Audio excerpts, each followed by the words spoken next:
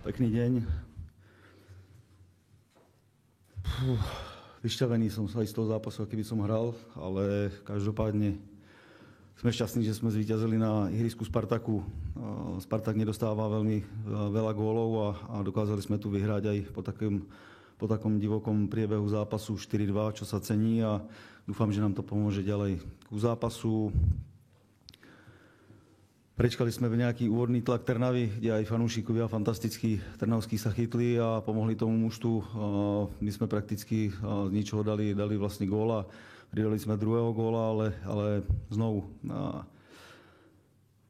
nemôžeme dostať takéto dva sprosté góly. Proste toto si musíme postrážiť, musíme to uhrať viac takou skúsenosťou. Nemôžeme toľko strácať potom lopty, dostať sa do paniky, ale našťastie tá reakcia bola výborná. My sme zmenili sme pressingovú situáciu, alebo systém na pressing v druhom polčase, a toto si myslím, že nám veľmi pomohlo, lebo sme prešli potom do takého systému pressingového 3-5-2. Tam si myslím, že už sme nedali Trnave toľko priestoru ako v prvom polčase a rozhodlo to, že tie šance, ktoré sme si vypracovali, sme premenili a odvážame si pre nás cenné a dôležité 3 body.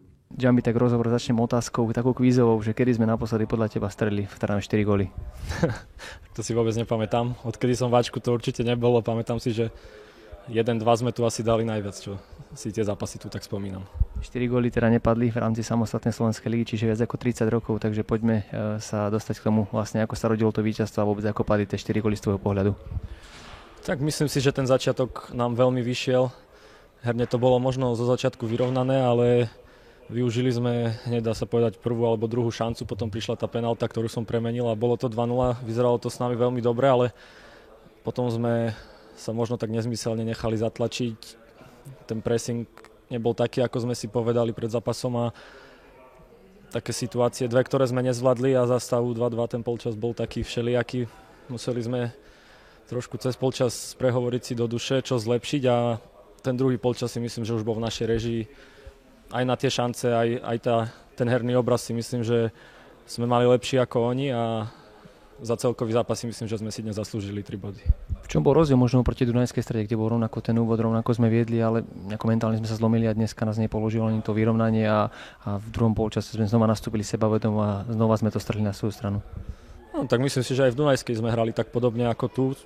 Aj po tých inkasovaných góloch sme ďalej chceli bušiť do supera, ale dnes možno tá efektivita vpredu, že keď tá šanca bola, tak sme ju premenili, a čo bude veľké plus, tak sme nedostali dnes gól zo štandardky, lebo to nás posledné zápasy veľmi zražalo a strácali sme kvôli tomu body, takže aj toto bol veľký plus v dnešnom zápase. Asi to muselo boliť minimálne z tribúny, to bolo vidieť, ako si to možno trpel v tých súbojoch voči Štetinovi, ale stalo to za to.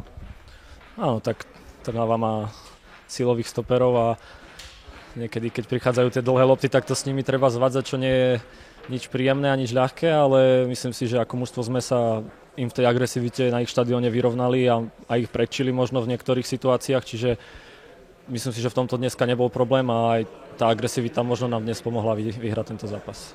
Útočník potrebuje vždy tie góly, ty si strelil ten premiérový po návrate z Rumunska, veľký kameň zo srdca padlo po tej premenenej penálte? Áno, tak keď bola tá penálta, veril som si, že ju premením, a nejak už pred ňou som bol rozhodnutý, kde to kopnem, a som rád, že vlastne som sa presadil po dlhšej dobe a tým mu to pomohlo k víťazstvu. Chceme hovoriť, že sme späť, ale minimálne sme si sami sebe potvrdili, že to stále vieme, možno na tej jarke to tak kolísalo, že to naozaj ešte nie je nič stratené.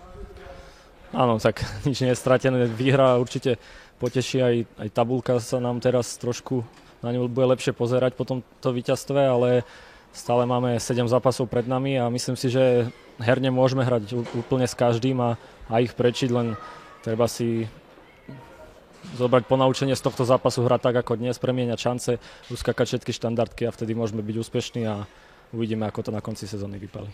No najbližším superom Slovan, čiže len pokračovať. Áno, tak mali sme Dunajsku, teraz Trnavu a hneď za tým Slovan, čiže 3 asi najťažšie zápasy z ligy, aké môžu byť po sebe, ale toto víťazstvo verím, že nám pomôže po tej mentálnej stránke a na Slovan doma sa pripravíme. Viem, že ešte pohár majú, sa mi zdá, že pred nami, takže verím, že to využijeme a v domácom prostredí ich porazíme a možno stiahneme ešte ten ich náskok na čele tabuľky.